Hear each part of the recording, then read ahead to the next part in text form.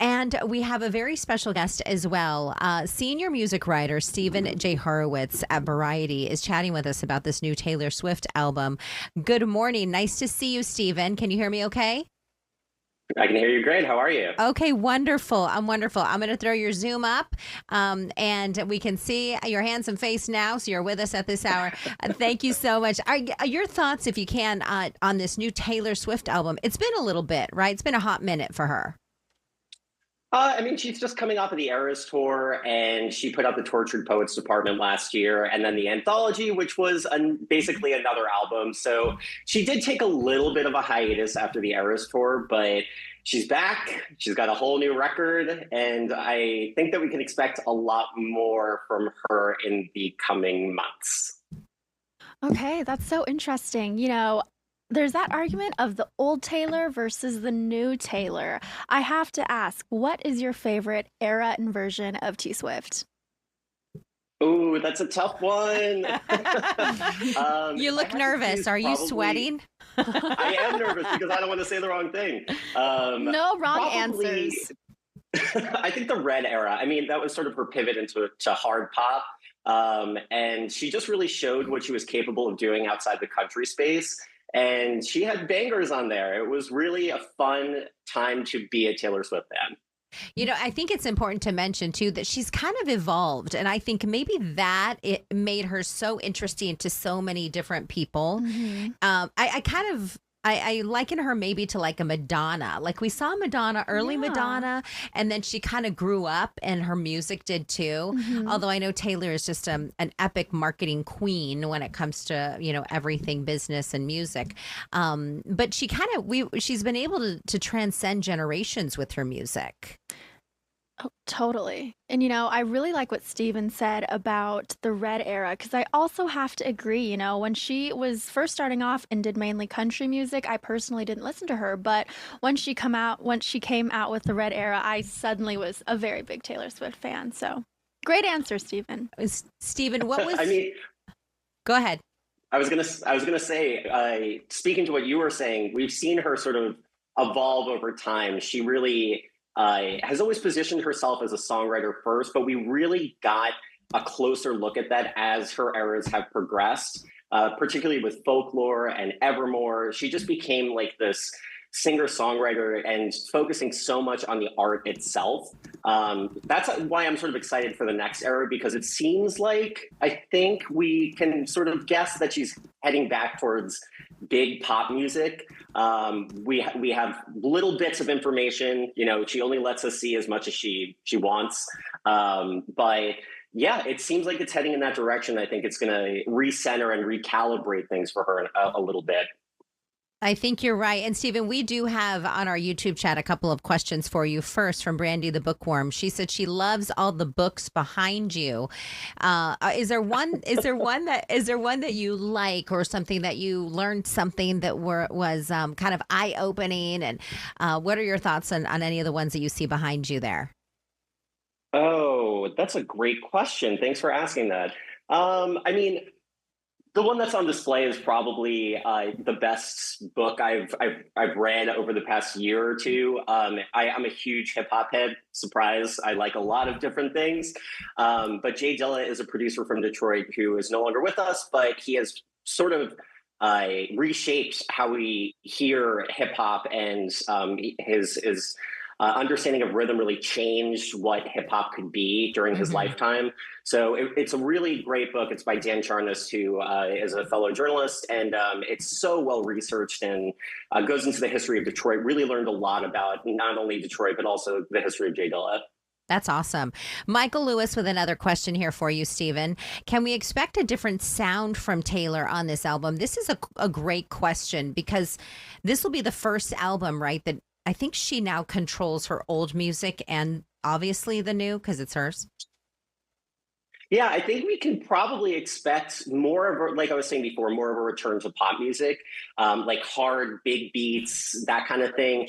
The smallest window into what we could expect was on the Spotify playlist that she put out in tandem with the album announcement. And fans obviously sleuthed it out very quickly, those Easter eggs.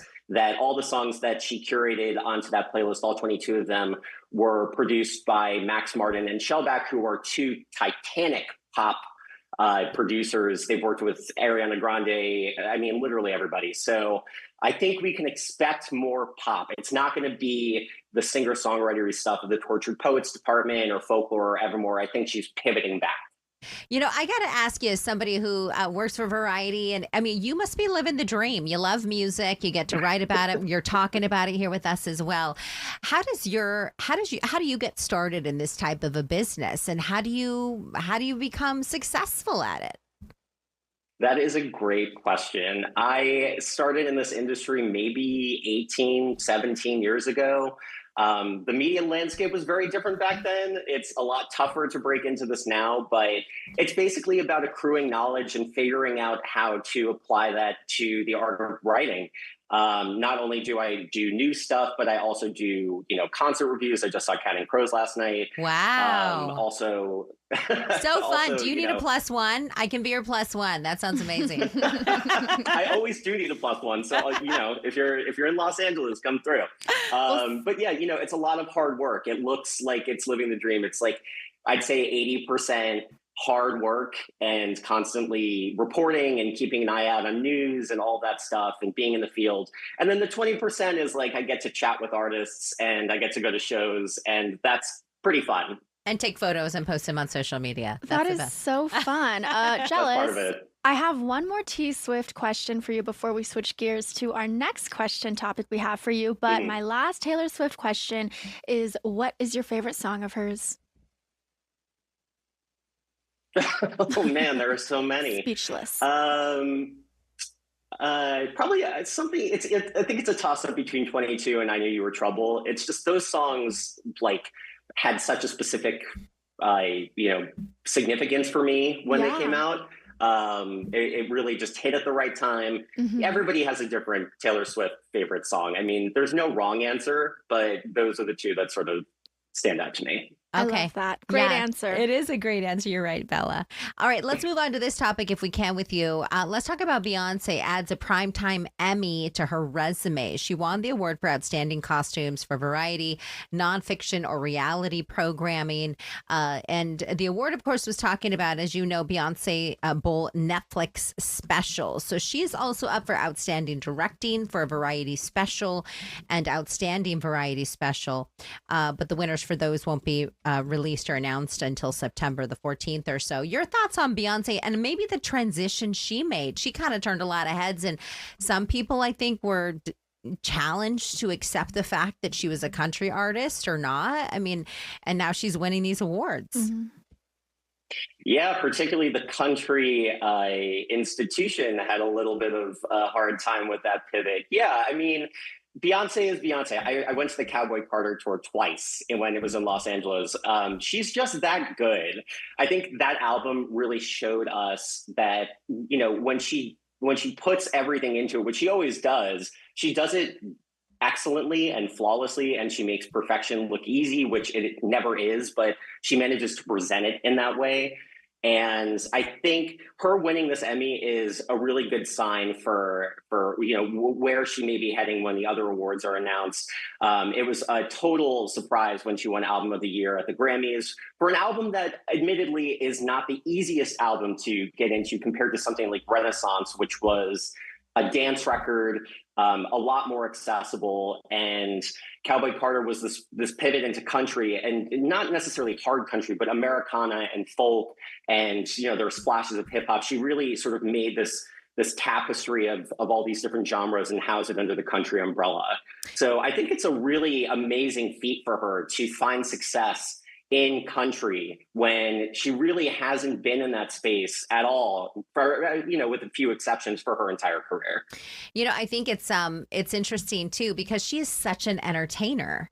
She loves to entertain. She's got the bling going. She's got the big, beautiful hair, and she's gorgeous. And so I think, when I look at like a Carrie Underwood or something like that, like that is the kind of country glam that I see. So totally. I think it was a little, maybe that helped her a little, So. What do you think? I think she just sort of did it her own way. Beyonce always sort of manages to take tropes from other things and Beyonceify them. And so she's not necessarily in the traditional getup. She doesn't look like we see Carrie Underwood or any of these other country stars. She really created her own vision around those touchstones, and it's not a surprise at all. But for Beyonce, it's such a delight because you never know what you're going to get with her, but she always makes it distinctively her thing. Completely. I mean, I just know people that are so ride or die for Beyonce. They will spend all their money to go to her concerts, get tickets, and yeah, I think you said it very, very well. She just makes it her own, and you just can't compare it. Yeah, and we don't know what we're getting with Act Three. It could be a rock record. A lot of fans have been speculating that for a long time. So we will see what she does with that, but obviously it will be in her own mold, and it'll be a great experience for people who have been fans with her forever. Okay, last question for you. What's your next concert, or where are you headed next? Like, what's your next assignment you're working on? Good question. Well, let's see. What am I doing? Where are tonight? you I'm going to taking see me, Robert- Stephen? Where are you taking me, Stephen? I got to know the dates I am and when to seeing- be in LA. Well, tonight I'm going to a private opening of the Blue Note Los Angeles, which Blue Note is obviously a big club. They're opening one here, and Robert Glasper is performing. He's a very talented jazz pianist. Ooh. Yeah, that's what's next. There is it Berlioz or Berlioz or there's a jazz artist that was here in the Valley not too long ago, and he's kind of hip with like the younger generations. I feel like jazz is having a resurgence now that you mentioned that, heading on into if you're where you're headed tonight. Do you feel the same way? 100%. I mean, jazz is a classic American institution, but it really has sort of spread out into other genres. I mean, it's been a part of hip hop for quite since the inception, sampling and all of that stuff. But these jazz musicians are playing on these hip hop records. Kendrick Lamar has tons of them on his records. So I think that sort of opens a door for people to get a little bit more of an interest